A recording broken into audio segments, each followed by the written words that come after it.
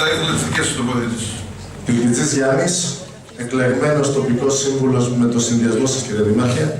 Αλλά πριν από ένα χρόνο αποστασιοποιήθηκα για πολλούς λόγους, γιατί καταφέρατε να μηδενίσετε αυτό που λέγεται τοπικό συμβούλιο και τίποτα από αυτά που φέρναμε και φέρναμε μέχρι τελευταία δεν περνούσε.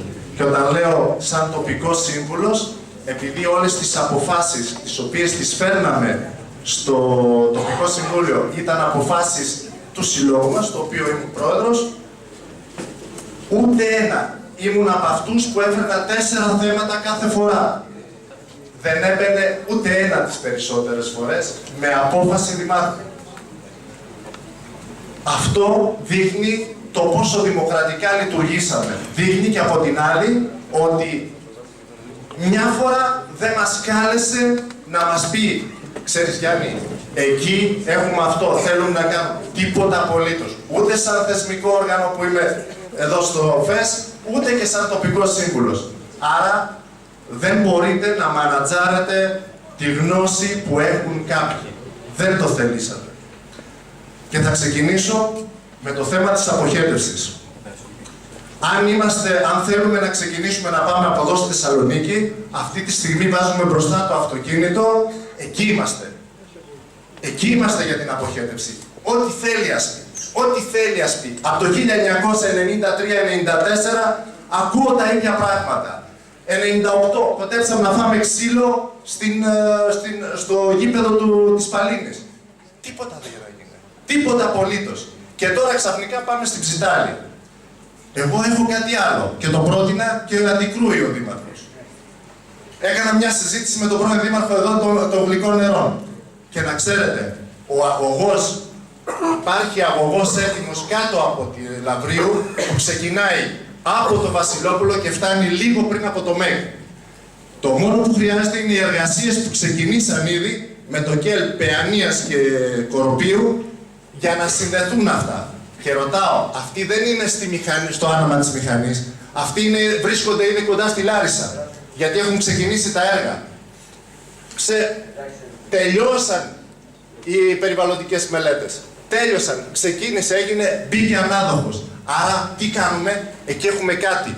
Και είναι πραγματικά λίγο ουτοπία το Φούρεση να στέλνει κάτω στο Κοροπή και εμείς από εδώ να τα στέλνουμε προς τα εκεί, όταν ο αγωγός θα περνάει από δίπλα μας. Και δεν είναι κακό, Δήμαρχε, όταν έχεις έναν αγωγό, άσχετα το αν εμείς ανήκουμε στην Παλίνη ή οπουδήποτε αλλού, ας δούμε λίγο τι προβλήματα έχει αυτή η πόλη. Ας δούμε, ας επιταχύνουμε λίγο, δεν πειράζει. Έτσι κι αλλιώς το εσωτερικό δίκτυο από το 74 θα τα κάνετε.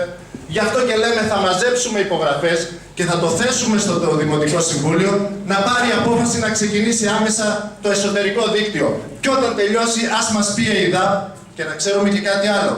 Ο αγωγός αυτός έχει δυναμικότητα 200.000 κατοίκων. Οι κάτοικοι που θα στέλνουν είναι 90, άρα μπορεί να μας πάρει και εμάς. Απλά δεν μπορώ να καταλάβω γιατί αυτοί οι στερεότυποι ή όλα ή τίποτα. Διαφωνώ απόλυτα και θα το κυνηγήσουμε.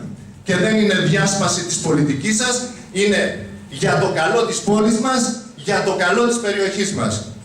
Δεύτερον, σας έχουμε καταθέσει από το 2011 και το 2010 προεκλογικά 2 μελέτες, τις οποίες τις έκανε ειδικός κοινωνιολόγος και για να διορθώσουμε τα προβλήματα της κυκλοφοριακής μελέτης το 2006 και σας παραδώσαμε τότε ένα φάκελο τέτοιο, πλήρη. Αυτός ο φάκελος για να γίνει θέλει 50.000 και διατήθηκε η άποψη του τεχνικού μας ήταν, ο οποίος είναι μέλος του Συλλόγου, ήταν ότι ό,τι χρειαστείτε ακόμη και να ενταχθεί σε πρόγραμμα το αναλαμβάνουμε. Δεν χρειάζεται ούτε μελέτη ούτε τίποτα. Γιατί δεν το κάναμε.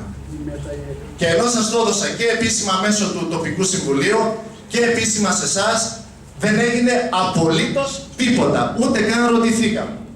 Αυτό δείχνει ότι γράφουμε στα παλιά μας τα παπούτσια τα θεσμικά όργανα της περιοχής, της εκάστοτε περιοχής.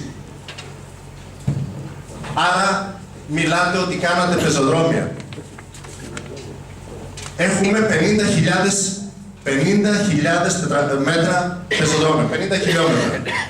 Από αυτά, αν ψάξετε, νόμιμα, που ανταποκρίνονται στο νομικό πλαίσιο που διέπει τη χώρα μας, δηλαδή Σύνταγμα, άρθρο 21 του Συντάγματος που λέει ότι θα πρέπει ό,τι και αν κάνουμε, και αυτοί που είναι... Έχουμε και ένα χρόνο, περιορίσει λίγο το χρόνο, έτσι. Αυτά που δεν τα πείτε πιο περιληπτικά, έτσι. Και να μιλάει για τον εαυτό του, τις θέσεις τις δικές του, όχι εκφράσεις. Δεν σας έβαλα, πολύ. Αν είναι, πέστε το όταν τελειώσω. Όταν τελειώσω, πέστε το. Προβοκάτορες δεν μπορώ. Κύριε Τελικετζή,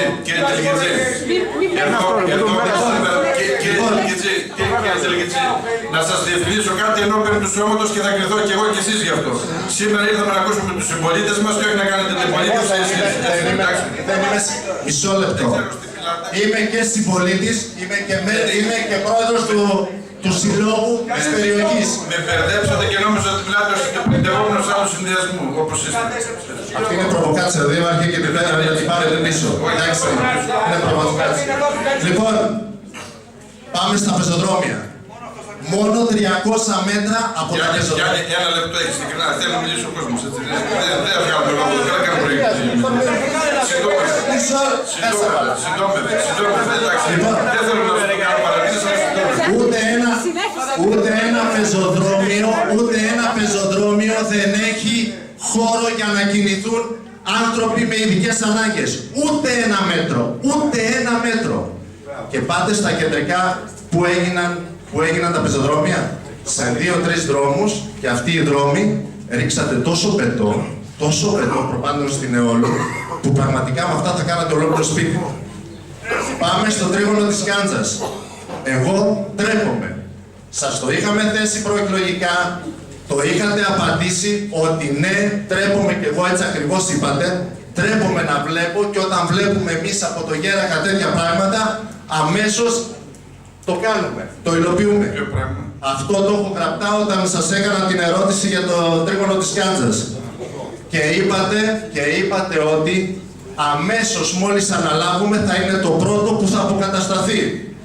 Και πριν από ένα χρόνο στη διαβούλευση του ΚΑΠΑ, στην αποθήκη του ΚΑΠΑ, ένας 14χρονος είπε, κύριε Δήμαρχε, είναι δυνατόν να κάνετε κάτι για το τρίγωνο της Γκάντζας για να μπορούμε εμείς να παίζουμε? Και είπατε, χαίρομαι που πραγματικά ένας νέος ενδιαφέρεται τόσο πολύ. Και είπατε ότι άμεσα θα επιληφθείτε. Έχει περάσει ένας χρόνος, τίποτα. Και τελειώνουμε το τρίγωνο του ΚΑΠΑ.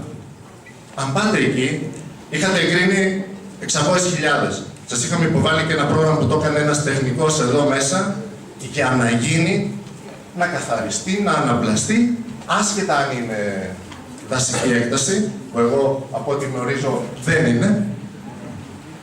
Και αντί να γίνει ανάπλαση, όλα τα μπάζα πέφτουν εκεί. Και προχθές διαπιστώθηκε ότι κάποιοι κόβουν πουρνάρια μέσα από εκεί ηλικίας πάνω από 30 ετών. Δεν υπάρχει τίποτα. Είναι στο έλεος του Θεού. Και τελειώνω με το τελευταίο. Ζητάμε και κάτι άλλο.